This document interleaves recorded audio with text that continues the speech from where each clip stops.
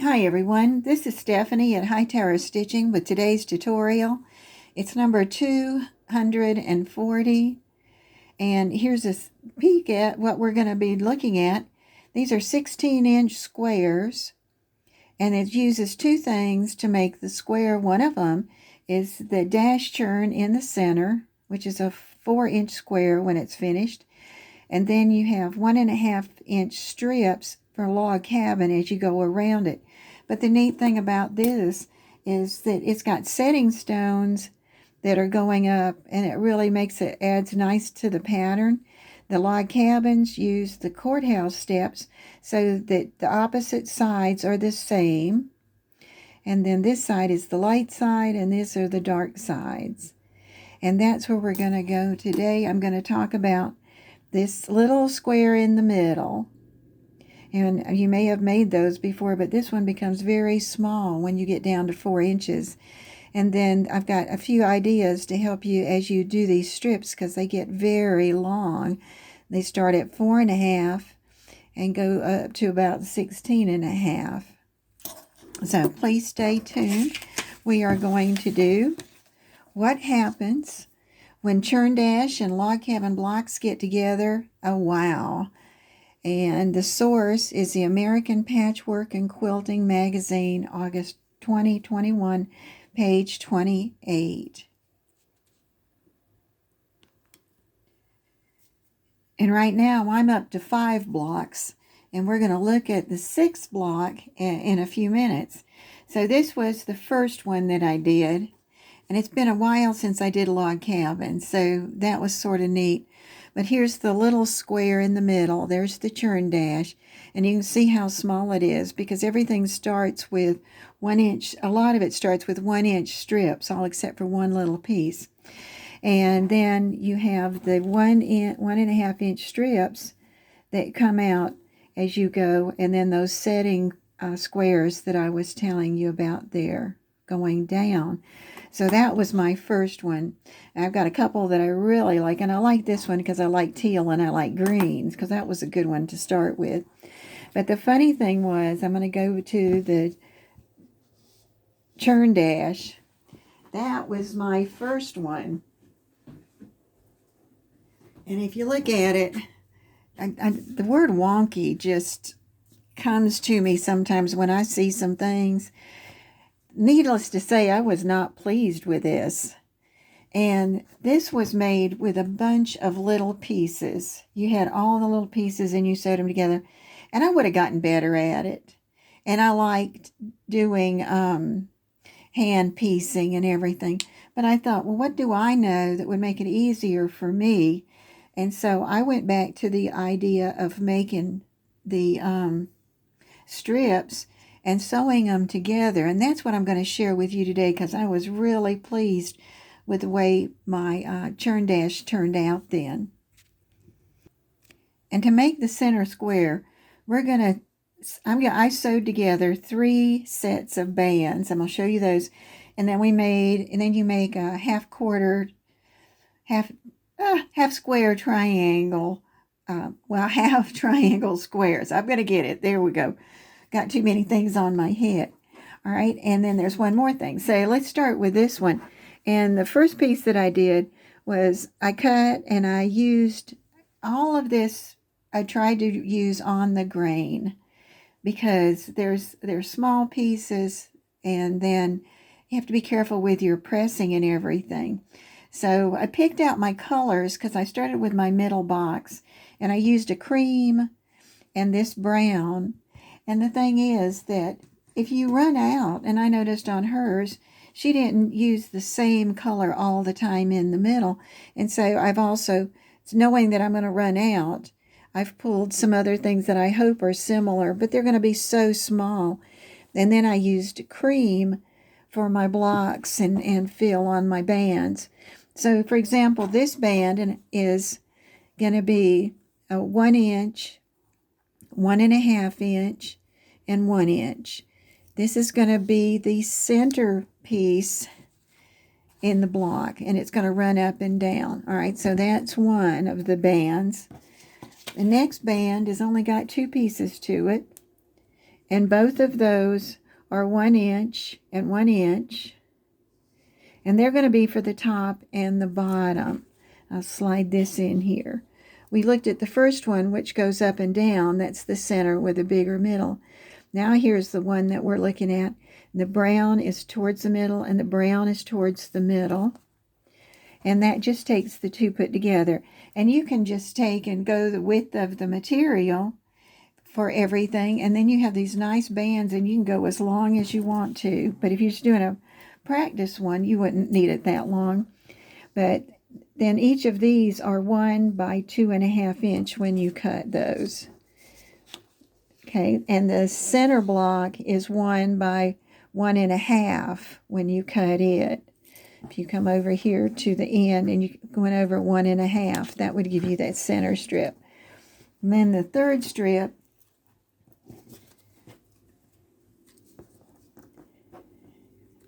is going to be made out of 1 inch, 1 inch, and 1 inch. And it's going to be cut. There are going to be 2 of those. They're going to be cut as 1 by 2.5. And these are for the sides. Okay, so I'm going to bring it back in and show you that these are the 2.5s that go on the side. Turn him back like he should be. All right, but you can tell that something's missing. All right, there are half triangle squares are going to go there.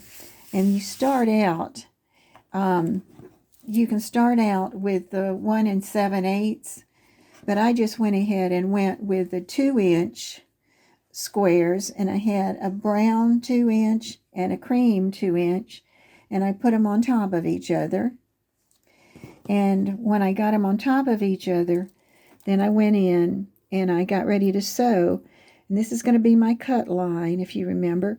And then on this, I just went ahead and went inside because I wanted to have plenty of material to make a 1.5 inch out of. So I went a little bit on the inside, and I knew that I'd be really close. But that meant then that I needed to do some trim. And you might remember this. Theirs was the one made was my 2.5 inch. And then what I would take is my straight edge. So I'm going to turn it just a little bit so I get it. And I have the 45-degree angle on it. And I put it on that 45-degree angle. And then I slide it down and keep watching it until both of these are at 1.5. And you can see it has some extra material on it, but it makes it really, I made nice block squares with that. So I'm going to trim this side off, and I'm going to trim this side off. And when you get done, you've got 4 of those, so I have to do 1 more before we start. So let's take and lay it there. Get that. Get my diagonal. Need a smaller ruler for this. Okay. And lay it on the diagonal first. And then hold it really good so it doesn't move.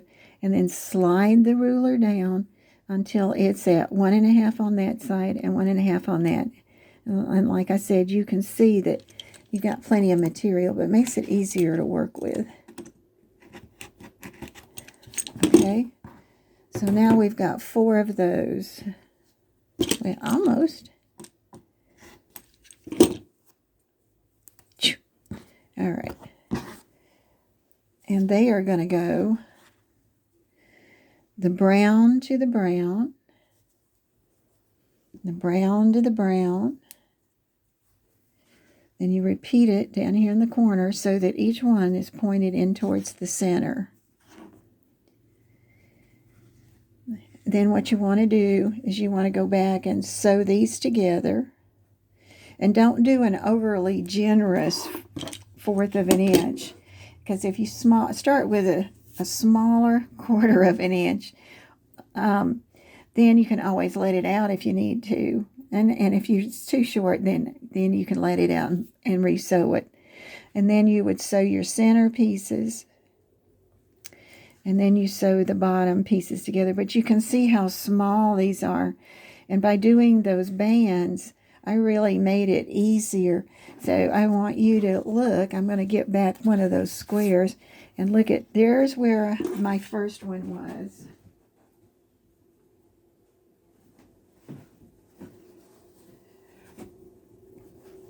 And then there's where my next ones were when I started doing my bands. And it actually got to be enjoyable, fun to do it that way. And they can be turned either way. And so that took care of that. And what I did, when you're putting this piece together, put it together and then press it. Because I started, and I think maybe that's part of some of this problem, is that as I put pieces together, I went ahead and opened them and pressed them, and it just distorted it. And I've noticed that before, so I just would go ahead and sew your parts together, your rows, and then sew your row to your row. And on these, I opened up the a lot of the seams, and it's as you go you'll decide which way you'd like to do that. Okay, and then the only other thing that you need to cut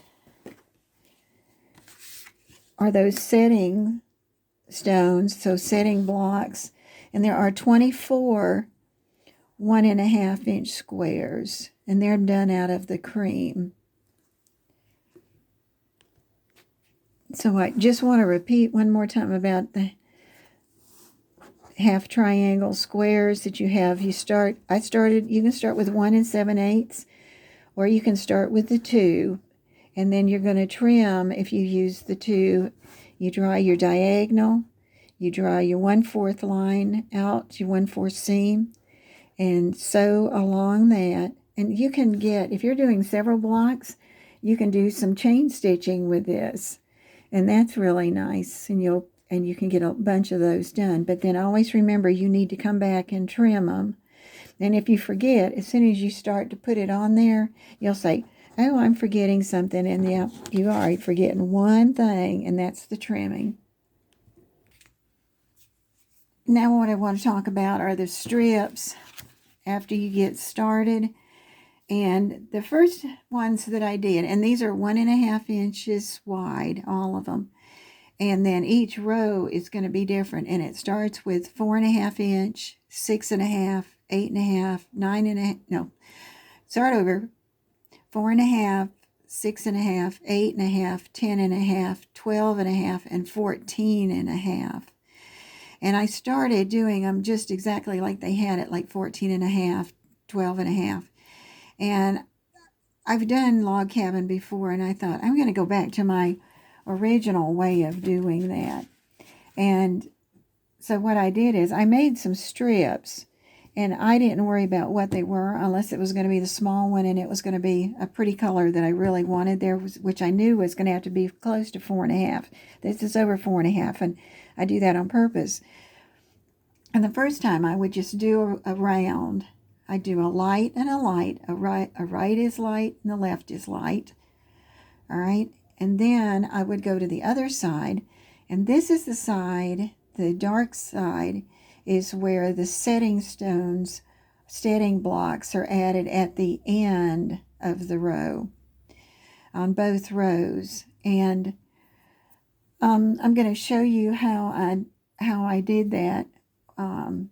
And I need to show you something else related to that. But I want to remind you to try and do with the grain if you can. If you pull the material and it gives, then pull it the other way and see if it shouldn't pull that way, and that would be your grain. Because when you get up to the 16, 14, even the 12-inch pieces, 12.5-inch pieces, it's got a lot of room in there to stretch it if it's not done with the grain, and that helped. Let's say that there's a really pretty color that you wanted, and it had to be there, and the only way you could cut it long enough would be to cut it the way it stretches. We'll take and starch that little piece of material, and the part where you're going to cut, just set it down and spray it with starch and press it, and then it'll be ready to go, and that'll help it to maintain its shape. And I'm going to move over. Let's see, make sure I got all of the things on there. Okay, I'm going to set up on the sewing machine. And the one thing I was going to say is when I did the first blocks, I just added a color, went and looked for the next color and added it. But now, by the time I've gotten this far, I was able to go ahead and start picking out the colors ahead of time. And that's what you were just looking at on my felt board. And I had a set that were dark, and I had a set that were light, because the sides are always the same. And I just realized the only square that I have left over right at the minute is the wonky one. So we're going to work with it and with these colors that I was going to do. And the first one, you put a light on the right and a light on the left. And these are 4.5 inch, but I've made mine a little bit longer just because that's the way I usually do when I'm doing my log cabin. And it's 1.5 inches wide. And now here's one of the things I wanted to share with you. Is remember the points that are in the ends of these little arrows. You want that to look good when you look at the front. So what I did is I've set my 4.5 on here. I'm going to turn it over. And I can see where this is going to, these are sort of wonky, so it's going to be a little harder to do. But I get it where I want to make it where the tip of the brown is. And so I'm going to, and then I'm going to put, I also found out that with any of these pieces that I go ahead and put my thread catcher in first, because otherwise it just wanted to eat up. And I'm going to go down through there, and I'm going to cross my fingers because we know this is not the perfect center. But does that happen to everybody? It does. Would I go and do another one? Probably. I'm going to turn it over and see how close we got. Oh, there it actually is very close. And I can see that I can actually go back about, maybe 2/8 or something. And if I sew that again, then that'll be right on it. So that would be great. Let's see how close we can get. And when it looks a little better than this one did to start, you'll get it the first time because you can tell exactly where it needs to go. And it might work on the other side. Okay, so let's open up and see what we got. Oh, yes. And that's what we're looking for. We're looking for those points to be right on. So even being wonky, I might be able to use this one. All right. Then I want to take and I want to go to the other side. I want to do the same thing. Now this was a piece I had left, so I'm going to make it fit. Make sure I got some. And then I'm going to turn it over. And here again, now this one I can really see. There's the brown and there's the cream. I can tell on that one. And I can tell on this one. And it's going to be pretty close. So let's see what happens.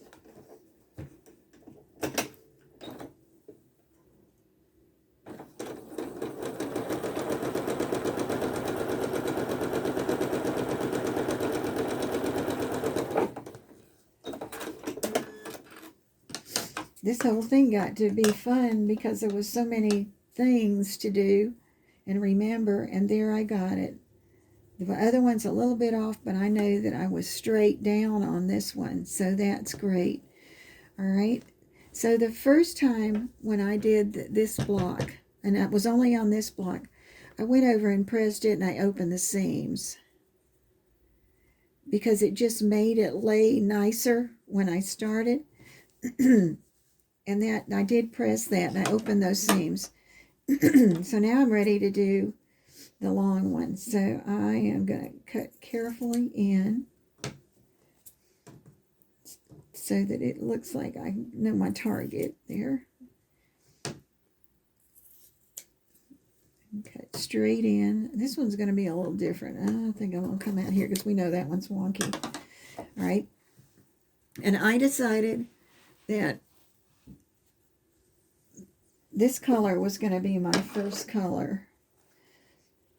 All right, so I'm going to take it, and the first thing I'm going to do is I took both of them, and I'm going to sew one of those little 1.5 inch squares.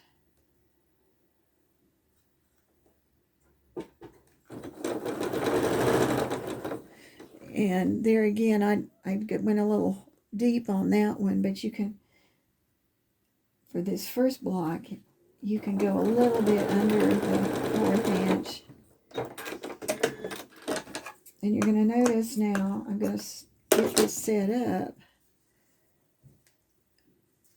but I'm not going to do the other end yet. And this is something that I figured out a long time ago, and especially with these long pieces. So I'm going to open up, in this particular case, I'm going to open up because I had opened up that bottom one.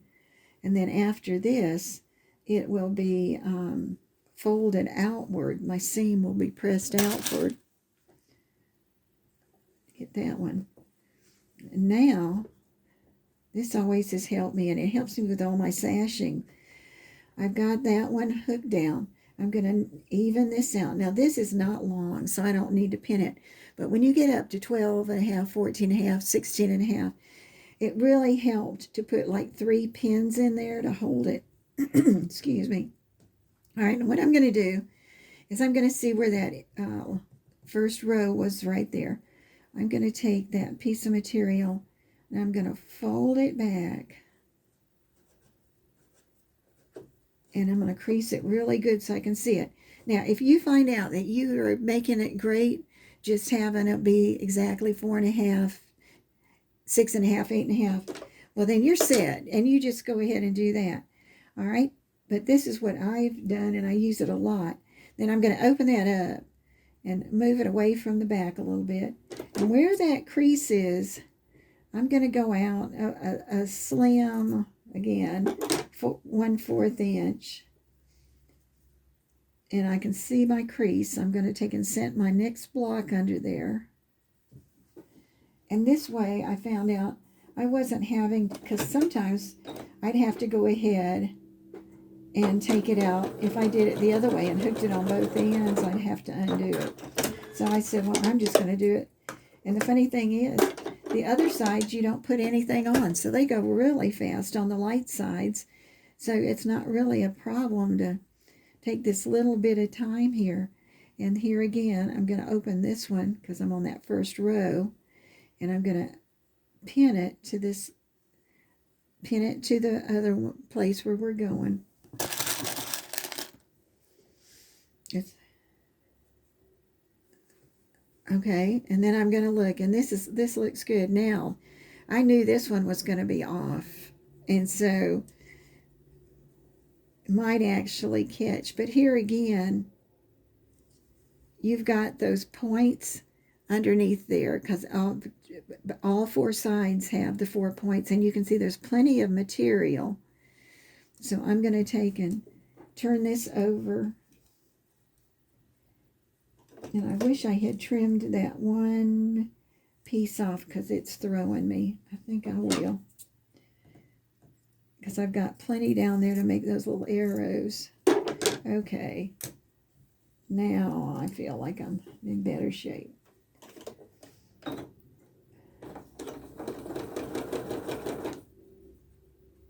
Okay. Okay, and there I can see where the point is. Sorry about that sound effect. I can't quite tell how close we're going to be on that one. This will be like a mini miracle if it makes it.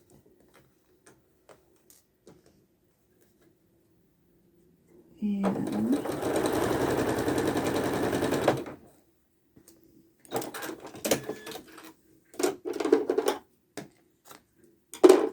all right, let's see what we got. Oh yeah, I'm actually making a silk purse out of that little sow's ear I had. I might not have to make that other one. And if you look at it, you can see The first one, that was easy because we just laid it and lined it up. But this second one is right on. And I feel like that's because I go down there and I turn it right there and do it. And then you would repeat on this other side. All right, and once you get these on, then you come back and you put your next light on, and it goes from the top to the bottom.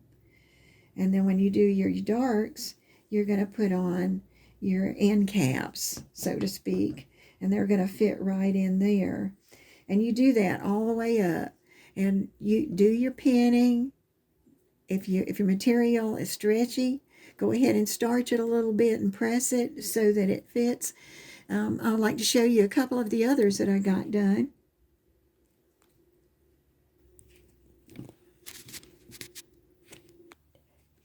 And these are the ones that I've got done so far. I really like that green one on the left. That made me happy, and my lights were really light, but it doesn't matter. Then what I've got going on the next row is sort of a reddish box on the right-hand side. And then on the left, I've got a brown. And up at the top, I went with a blue and yellow, yellow, and gray. And what I've done on these is, except for that one up there, I've put light and dark together. Well, what's fun about this is you can turn these and you can move them around, and you can put a light to a light or a light to a dark, and you can move your colors around. And one of the things that makes this really neat, these 16-inch squares, is on the edge of the darks. She has some lights, and on the edge of the lights, she has the lights go all the way out there. So that makes a really neat look when you look at it. It's almost sometimes you can't tell where the blocks are, but this is a good example right here. She's got, starts with her greens and everything, and she goes light, light, light.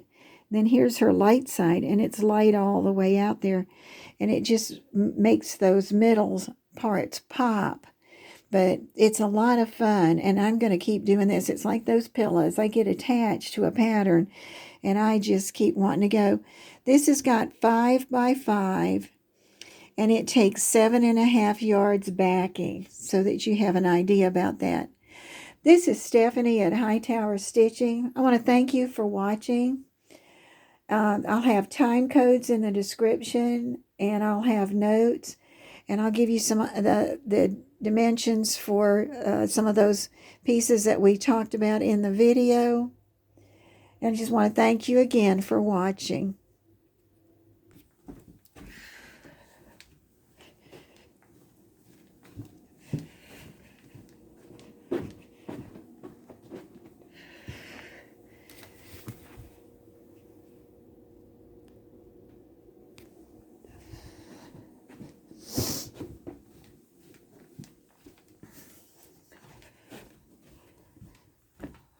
Purple dye. Pink. Oh, certified, guys.